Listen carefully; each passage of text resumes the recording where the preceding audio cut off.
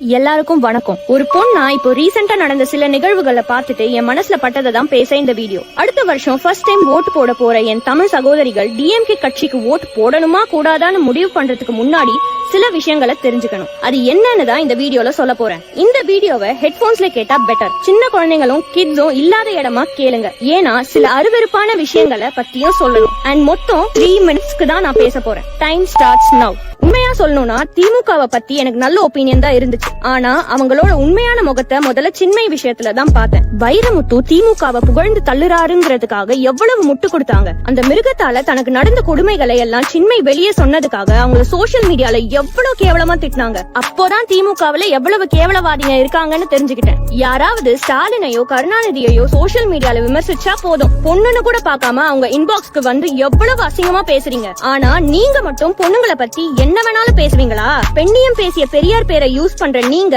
மேடை போட்டு பெண்களை பத்தி எப்படி பேசுவீங்க? தமிழிசை சொல்றா, அண்ணன் தளபதி அவர்கள் கனவு காணக்கூடாது. 3 அடி சிரிக்கி சொல்லு, ஒப்பனை போய் கேள்றி. அப்பா எனக்கு தமிழிசைன்னு ஏன் பேர் வச்சேன்னு ஒப்பனை போய் கேளு. சின்னம்மாவை அம்மாவாக்குவோம், சின்னம்மாவை அம்மாவாக்குவாங்க. நான் என்னதான் நினைச்சேன்னா, ஏடா 32 வருஷமா நடராஜன் முட்டி போட்டு மேய்ஞ்சி கூட அம்மா பார்க்க முடியல, இவனுக்கு எப்படி ஆக்குவான்னு பார்த்தேன்.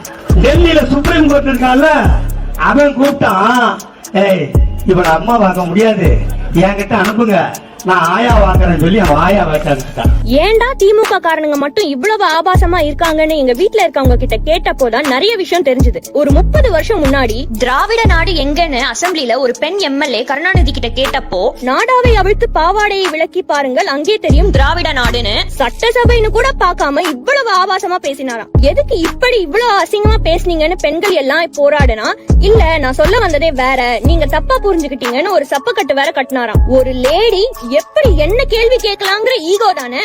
அதே கருணாநிதி பிரதமர் இந்திரா காந்தி தாக்கப்பட்டு ரத்தம் வந்தப்போ ரிப்போர்ட்டர்ஸ் கருணாநிதியோட கருத்து கேட்டப்போ, லேடிஸ்க்கு பல காரணங்களால ரத்தம் வரும், அத பத்திலாம் நான் என்ன இருக்கு சொல்ல ஒரு அருவருப்பின் உச்சகட்டமா பதில் சொன்னாராம். அவரே அப்படி இருந்தா இப்போ இருக்கிறவனுங்க எப்படி இருப்பாங்க? ஊரே அறிஞ்ச ஒரு பழைய விஷயம் ஸ்டாலினை பத்தி இருக்கு. அத நான் சொல்லல, ஆனா என்னன்னு உங்க வீட்டுல இருக்கிற பெண்கள் கிட்ட கேட்டு பாருங்க. பெட் கட்டுறேன், ஷாக் ஆவீங்க. அது மட்டும் இல்ல, இதே ஸ்டாலின் தன்னோட வைஃப கை நீட்டி அடிக்கிற ஆளுன்னு தெரியுமா? இத அவரோட மகன் உதயநிதி ஸ்டாலின் இது ஒரு மேட்டரே இல்லங்கிற மாதிரி சிரிச்சுக்கிட்டே வெக்கமே இல்லாம ஒரு இன்டர்வியூல சொன்னதை கேளுங்க. அப்போ எங்க அப்பா வந்து எங்க அம்மா அடிச்சிட்டாங்க. இப்போ ரீசெண்டா பூங்கோதைன்னு ஒரு டிஎம்கே எம்எல்ஏ சூசைட் அட்டம் பண்ணிருக்காங்க. கட்சியில அவங்கள பல ஆண்கள் அசிங்கப்படுத்தி அவமரியாதை பண்ணதுதான் காரணம்னு சொல்றாங்க.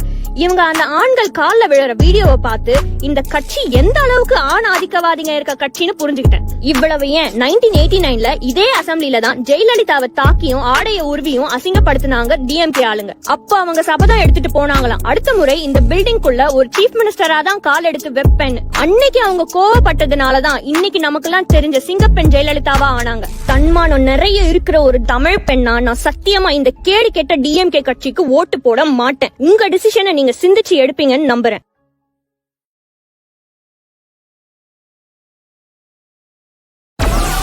Download Moj.